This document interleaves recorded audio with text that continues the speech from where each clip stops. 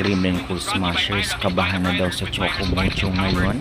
Valdez muna for the first 6 sa Creamline at Gemma ibang muna. Choco Mocho kaya ng tapatan ang lakas ng CCS ngayon, kaya naman syempre confident sila.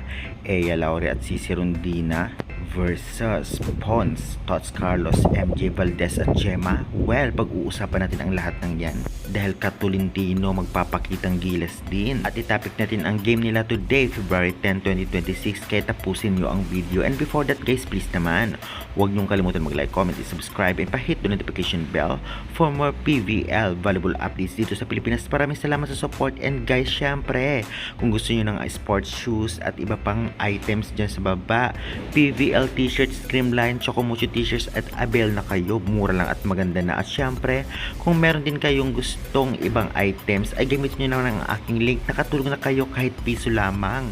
God bless na lamang sa inyo. Maraming salamat. Well, ngayon nga maglalaban ang Creamline versus Choco Mocho, kung saan sister team ay walang sister team na magaganap, dahil alam naman natin kahit noon pa ay talagang hindi pumapayag ang Creamline na matalo basta-basta ng Choco Mocho. Minsan na rin tinalo ng Choco Mocho ang Creamline na may Cici Rondina, at ngayon may Eya Laure pa, kaya naman tiyak na talagang magandang laban ang ating mapapanood.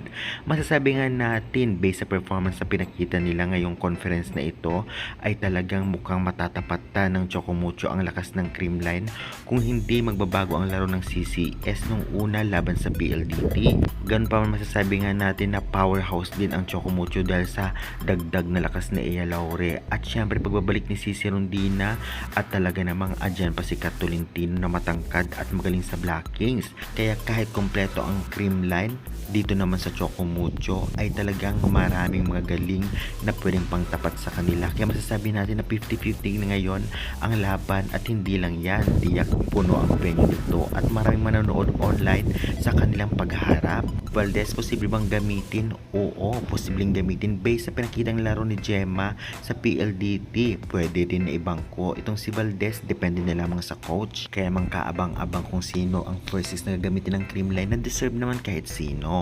Kaya naman syempre dito naman sa Choco Mocho, talagang matitikman din ang lakas nila ngayon na may Eya Laure.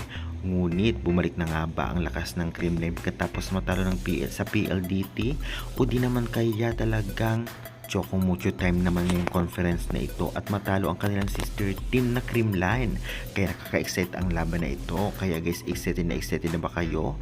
Manonood ba kayo sa venue mismo o sa online? Share your thoughts naman, at syempre para lagi kayong updated sa team standing game schedule at iba pa, mag-subscribe na and pa-hit the notification bell. Maraming salamat sa suporta.